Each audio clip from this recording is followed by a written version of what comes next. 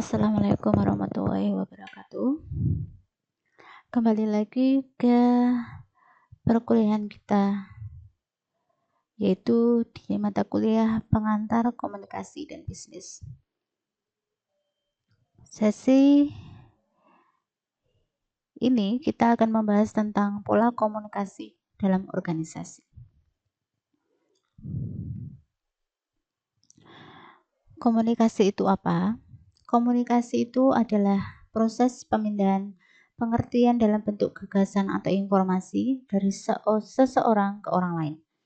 Perpindahan pengertian tersebut melibatkan lebih dari sekedar kata-kata yang digunakan dalam percakapan, tetapi juga ekspresi wajah, intonasi, titik putus vokal, dan sebagainya. Nah, seperti itulah cara kita berkomunikasi pada umumnya. Lalu, kalau komunikasi organisasi itu apa?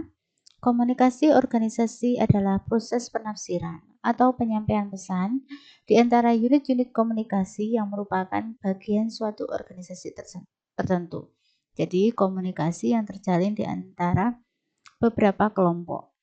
Itu yang dinamakan dengan komunikasi organisasi atau beberapa orang dalam satu forum dan sebagainya. Lalu, pola komunikasi itu seperti apa saja? Nah, pada umumnya ada 5 pola komunikasi. Yang pertama, yaitu ada pola komunikasi bentuk roda, ada pola komunikasi bentuk Y, ada pola komunikasi bersambung, ada pola komunikasi menyeluruh, dan ada pola komunikasi melingkar. Kita akan bahas satu persatu. Pola komunikasi dalam bentuk jaringan roda. Maksudnya di sini adalah cara berkomunikasi yang dilakukan melalui satu pihak dalam suatu organisasi. Di sini dimisalkan, ahli 2, 3, 4, 5, 6, dan 7 itu dapat berkomunikasi melalui ahli pertama. Di sini saya contohkan misalnya, ketika seseorang sedang menghadapi masalah hukum. Nah, maka dia akan pasti memiliki yang namanya pengacara. Nah, pengacara di situ yang akan menjadi inti atau komunikan ketika ada orang-orang yang bertanya, maka akan langsung tertuju kepada advokat. Nah, jadi semuanya bisa ditanyakan langsung kepada pengacara. Seperti itu ya. Atau saya misalkan lagi dalam forum seminar. Nah, di situ ada yang namanya moderator.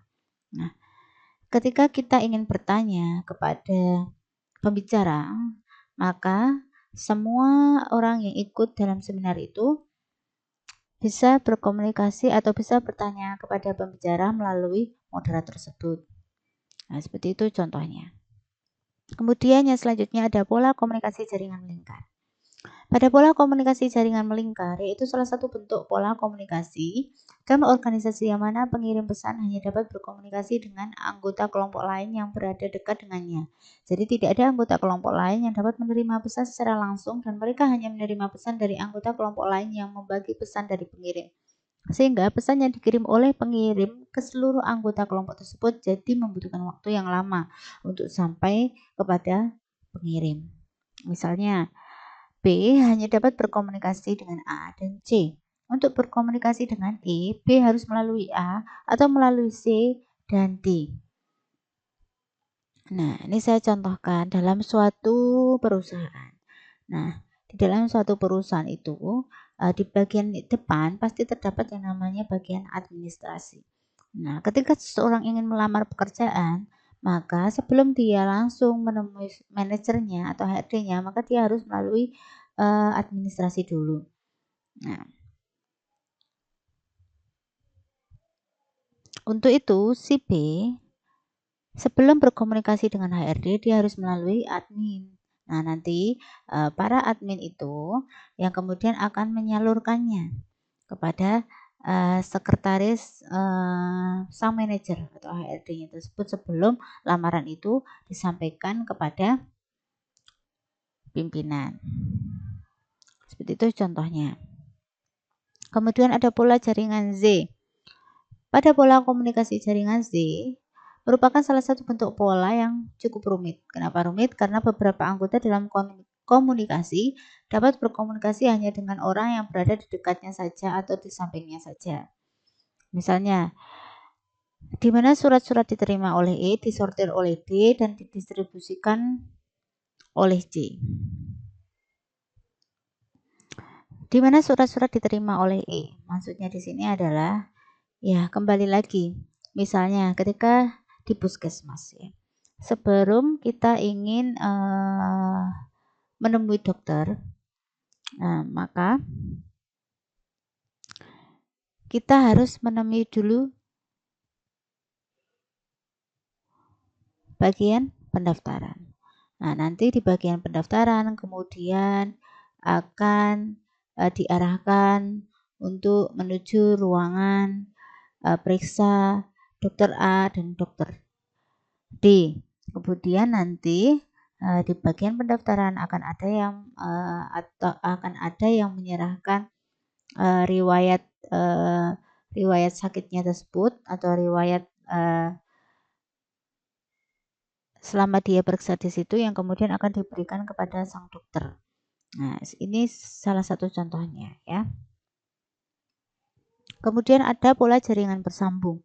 Nah, pada pola jaringan bersambung ini kaidah komunikasinya ini bersifat birokratik dan mengikuti hierarki. Maksudnya itu mengikuti peraturan-peraturan yang memang sudah ada atau prosedur-prosedur yang ada dalam instansi atau lembaga apapun itu. Nah, saya misalkan pihak pertama jika ingin berkomunikasi harus melalui pihak 2, 3, dan 4. Jika ingin melakukan komunikasi dengan pihak yang 5. Nah, misalnya saja ketika kita dalam suatu istana kepresidenan.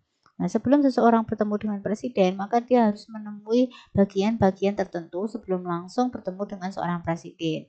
Begitu juga ketika dalam universitas. Ketika seseorang mahasiswa ingin bertemu dengan rektor, maka dia harus melalui prosedur tertentu atau melalui bagian-bagian tertentu sebelum bisa menghadap langsung kepada Pak Rektor. Nah, itu contohnya. Kemudian pola jaringan menyeluruh. Pada pola jaringan menyeluruh ini, komunikasi terjadi di antara setiap kelompok dan tidak diperlukan perantara. Pada dasarnya, biasanya pola jaringan menyeluruh ini juga disebut dengan pola jaringan bintang. Nah, pola jaringan ini yang biasanya digunakan kita di forum pertemuan rapat, di forum misalnya ketika kita berkumpul untuk berdiskusi bersama teman-teman, itu menggunakan pola jaringan menyeluruh, di mana kita saling bisa berkomunikasi satu sama lain itu secara langsung, tidak perlu melalui pihak A, B, C, dan D untuk menyampaikan pesan kita kepada seseorang seperti itu. Nah, mungkin itu saja yang bisa saya sampaikan mengenai pola komunikasi dalam organisasi. Nah, mungkin jika ada yang perlu ditanyakan, kita bisa diskusikan. Kurang lebihnya saya mohon maaf. Assalamualaikum warahmatullahi wabarakatuh.